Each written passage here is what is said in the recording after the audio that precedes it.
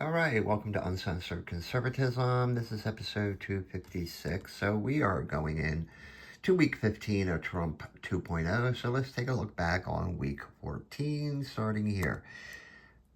As you know, Trump celebrated his 100 days in office this time around by planting pictures of scumbag illegal aliens deported so far on the White House lawn, causing the left to have an absolute meltdown. Now, here are two Democratic Party leaders in Congress, Chucky Schumer on the left and Nancy Pelosi on the right. It's sad when that party's selling point is appealing to Central American gang members and transgenders. So their hero is this dude named Abrego Garcia, who was deported to El Salvador. He's the guy described as just a regular old Maryland dad who happens to be a gang member, a wife beater, and quite possibly a human trafficker. Here's another one of those regular dads that got arrested out in Colorado. Well, it's just like every dad looks like that. And then, as I said with the Democrats, the Babylon Bee got it right on this one. There's a little bee there, down there. Never has satire been so true. And this is the new flag of the Democrats now. Apparently it's not racist anymore. So here's the thing. This Garcia piece of shit, he enters the country illegally, gets caught, and is deported. He appeals. Now that's called due process. On appeal, that court stays the deportation order. So that's a second breath of due process there. He's not deported because he fears he'll be killed by a rival gang down in El Salvador if he's deported there. That's not due process. That's called an admission that you're in a gang. Jeez. The Democrats can't seem to get this logic. Then there was that judge up in Wisconsin who spirited an illegal immigrant out a side door because ICE was waiting for him on the other side of her courtroom door. So she got perp walked by the feds. But this makes, constitutional crisis number 8 or something, and we're only 100 days into the Trump administration here. And judges left and right are sticking their noses in the affairs of the executive branch. I mean, there's your constitutional crisis, folks. Yeah, poor Tom Jefferson back there. Something went askew in the past 100 days. Actually not. The Democrats just know how to play the lawfare game better than the Republicans. And other than lawfare, what do they have?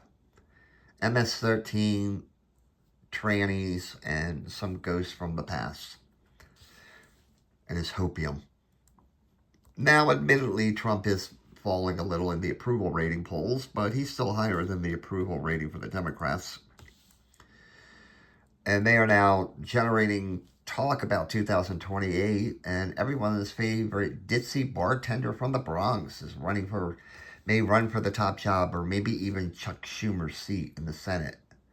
I mean, if that's the best they can offer up, well, J.D. Vance might have 2028 in the bag.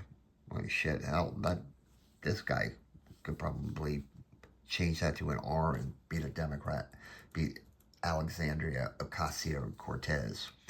Or maybe this guy should run. I heard he's got some superhuman powers after ingesting some horse semen many years ago. Strange things happen in those small Midwestern towns that don't often end up on Dateline. Yeah, she's still around. Elizabeth Warren, whining about just about everything. Yeah, that's all she does is whine.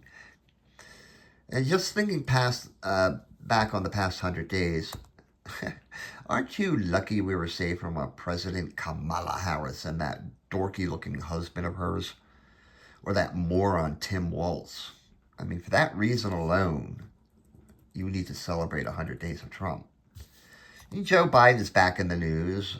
After he's sworn in as the new pope, he's going to be joining those crazy, wacky ladies on The View, I believe, for an interview.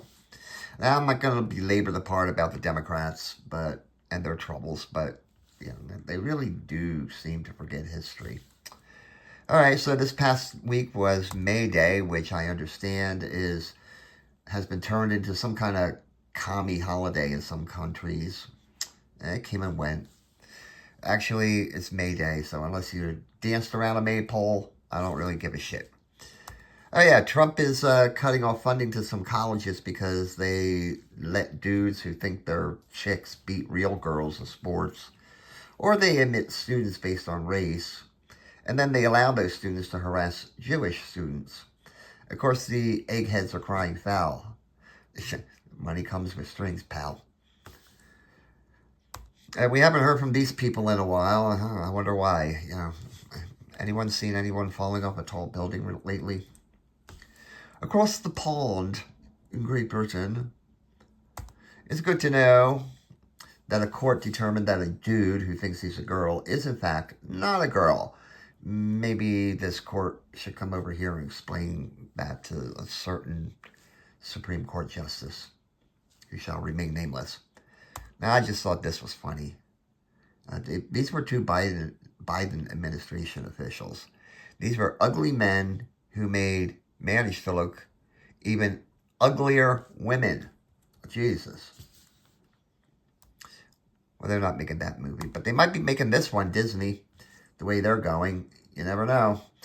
Incidentally, there's a movie by Jack Black called Minecraft, which is based on some video game that children like, kicked the crap out of Disney's remake of Snow White.